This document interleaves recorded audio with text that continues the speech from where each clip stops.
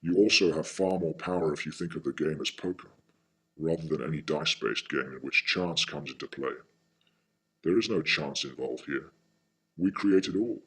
In poker, as in life, you're dealt a specific hand, and it's what you do with it that determines whether you win or lose.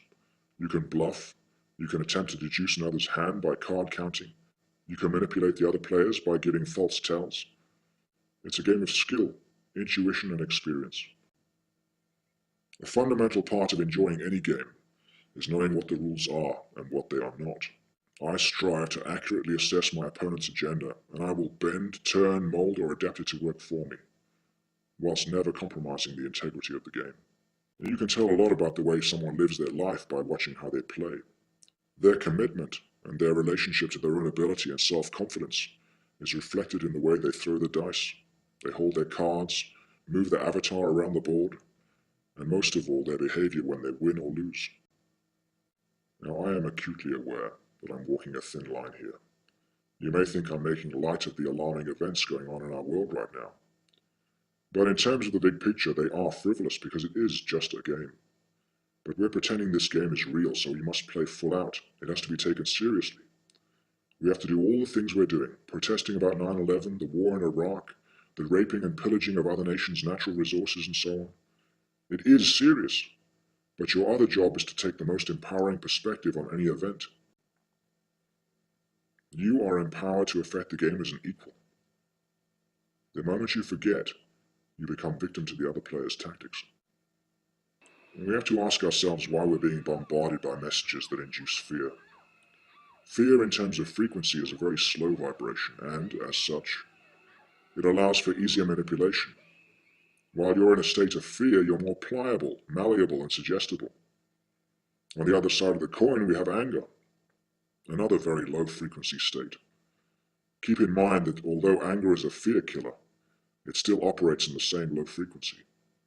That's why they seem to be able to create more effectively than you can, because we're all hopping back and forth between fear and anger, scaring each other with talk about what they are doing, and then getting angry about it, never raising vibration long enough to create anything we really desire, or anything that can turn the game to our advantage.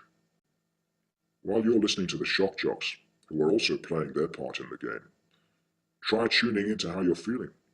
If you're feeling fearful or angry or both, then they've got you right where they want you. Now, without naming names, there are certain truth jocks out there that make me want to go out and do some serious harm. I'll listen just long enough to get a sense of what's going on behind the curtain, and I'll let them play their part. Their part being to inform me of what the other players in the game are doing. But as soon as their emotional energy begins to affect mine and bring down my vibration, I leave. The truth jock's role in this game is to disillusion you. To disillusion you. To show you that you're living under an illusion, and to wake you up from it. To remove your rose-colored spectacles. To do that, he needs to scare you out of your apathy, using fear and anger as a motivator.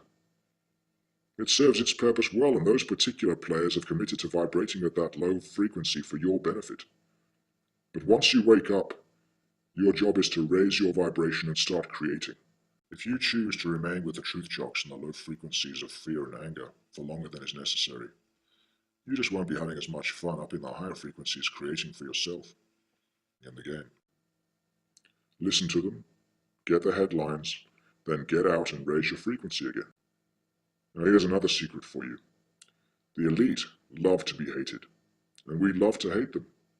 Hate is fueled by both fear and anger, and the only ones who benefit from your hate, and therefore your self-imprisonment in the lower frequency, is your opponent. The ones playing the part of the elite in this game may have forgotten it's a game themselves, but like the best method actors, they're playing full out, and they're committed to their performances for the sake of keeping the game interesting and exciting. They may be trying to kill us, but try this concept on for size. You cannot die, you are eternal. Think of it as a game of paintball. You may get splattered, but it just means you'll have to sit the rest of this game out and wait for the next one. Now, if you can't wrap your mind around the concept that you are an eternal being, then answer me this. If this is the only life you have, if this is all there is, do you really want to spend it being angry, fearful, and miserable all the time? then why not try using your imagination? Remember what that is?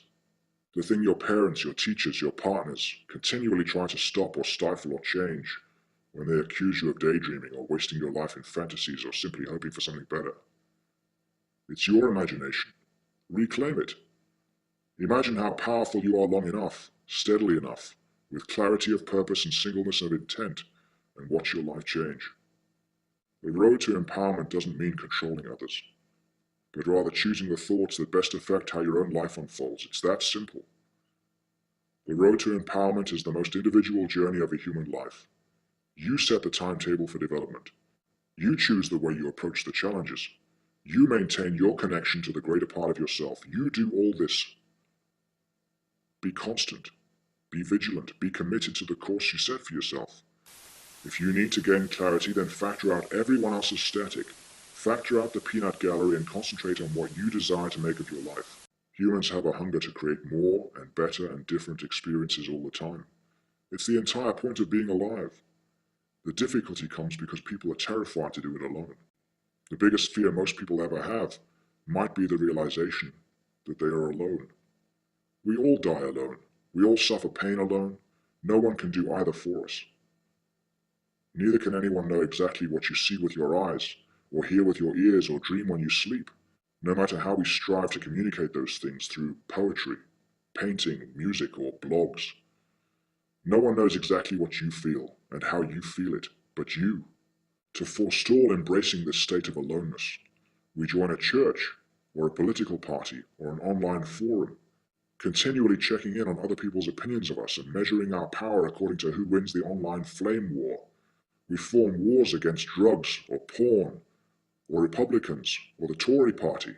We protest, we petition, we march, we do 10,000 things with 10,000 others, but rarely pause to give a moment's credit to the power of the individual. So why is that?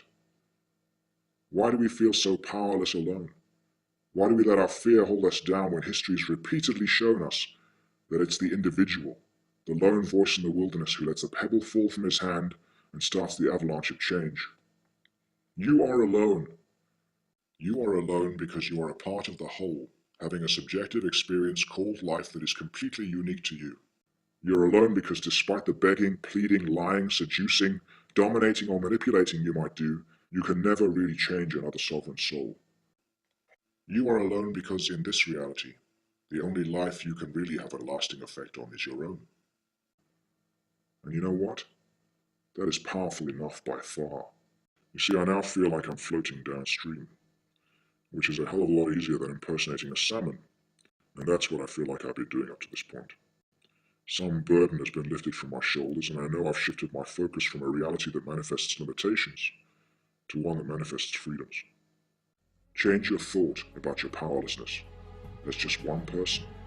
It's only a belief, and a belief is just a thought we continue to think in a habitual manner.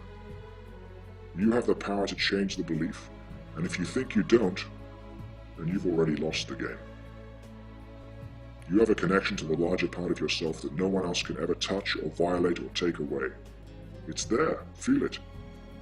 Believe in yourself and you will become powerful in your own right. With every breath we draw, we're either constantly being born or repeatedly resisting change.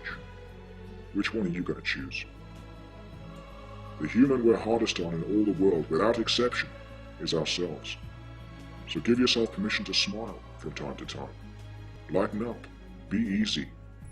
Float downstream. Try and have some fun. And if you take anything at all from this video, let it be this. I'm in it for the adventure. So I'll still be reporting, as usual, but at least now you know which perspective I'm looking at it from. And no, the irony of a man in a black ski mask and sunglasses speaking on matters of spirituality hasn't escaped me. Thanks for listening. It's just a ride. The eyes of fear want you to put bigger locks on your door, buy guns, close yourself off. The eyes of love instead see all of us as one.